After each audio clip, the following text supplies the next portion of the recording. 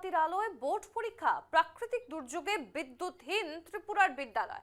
Digital যুগে যখন smart classroom, online শিক্ষা ও আধুনিক পরিকাঠামোর কথা বলা হচ্ছে, তখন ত্রিপুরার বিভিন্ন বিদ্যালয়ে বোর্ড পরীক্ষার হলে জ্বলল মোমবাতি। প্রাকৃতিক দুর্যোগে দীর্ঘক্ষণ বিদ্যুৎ না থাকায় মোমবাতির আলোয় নিজেদের ভবিষ্যৎ গড়ার লড়াই চালিয়ে গেল উচ্চ মাধ্যমিকের পরীক্ষার্থীরা। ঘটনাটি কার্যত ত্রিপুরার শিক্ষা ও বিদ্যুৎ পরিষেবার বাস্তব চিত্রকেই সামনে এনে দিয়েছে। ত্রিপুরা মধ্য শিক্ষা পর্ষদ পরিচালিত শুক্রবার ছিল উচ্চ মাধ্যমিক পরীক্ষা। এদিন ছিল জীববিজ্ঞান, হিসাবশাস্ত্র এবং ইতিহাস বিষয়ের পরীক্ষা। কিন্তু ইতিহাস পরীক্ষার দিনেই যেন রাজ্যের শিক্ষাক্ষেত্রে এক ভিন্ন ইতিহাস রচিত হলো। দেখুন।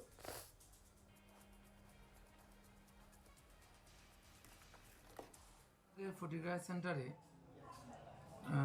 ক্লাস 12-এর ফাইনাল পরীক্ষা চলছিল।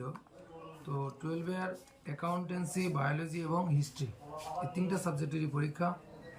তো আমাদের দুইটা ভেন্যু, একটা হলো ফটিকরায় ক্লাস 12 স্কুল আর একটা হলো কুমারঘাট গার্লস। মোট সেন্টারে ক্যান্ডিডেট ছিল 564 জন, তার মধ্যে পরীক্ষা দিয়েছে 558 জন, টোটাল 6 জন অ্যাবসেন্ট। তবে পরীক্ষা শুরুটা খুব ভালোই ছিল, কিন্তু পরীক্ষা শুরুর কিছুক্ষণ পরেই হঠাৎ অন্ধকার হয়ে এসে প্রায় একটা ঘূর্ণিঝড়ের মতো ছিল। কিন্তু কারেন্ট ওই সময় থেকে চলে গেছে, এখন অবধি আমাদের কারেন্ট নেই। প্রায় 50 প্যাকেট বড় ক্যান্ডেল, 60 প্যাকেট বড় ক্যান্ডেল আমরা এনেছি। প্রত্যেকটা ডেস্কে আমরা ক্যান্ডেল দিয়েছি, ক্যান্ডেলের সাহায্যে ওরা পরীক্ষা দিচ্ছে। বিদ্যুৎ প্রায় 2 ঘন্টা ধরে চলছে।